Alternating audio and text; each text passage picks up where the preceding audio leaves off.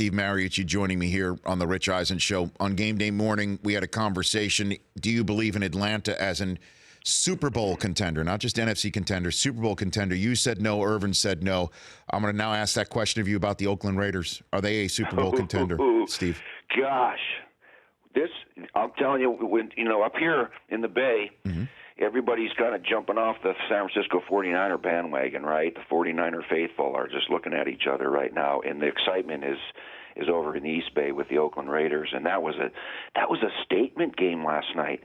Here's the defending champs coming to the Coliseum, and the Raiders just spanked them. I mean, it wasn't. It was lopsided, and I think I love their offense. We talked about that. They got weapons. They've got the trigger man and Derek Carr. He's a keeper now.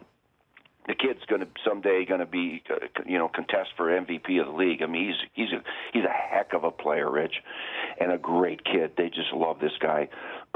Their defense started off real slow. Remember all the controversy with Kenny Norton, and then does Jack Del Rio take it over with the defensive stuff? And they're getting things fixed on defense as the season goes on. So yeah, this team all of a sudden looks like, all right, we've won 5 games on the road, which is the hardest thing to do.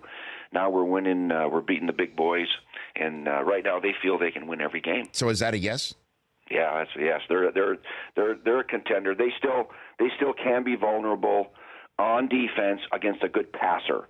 Trevor Siemian doesn't pose that threat.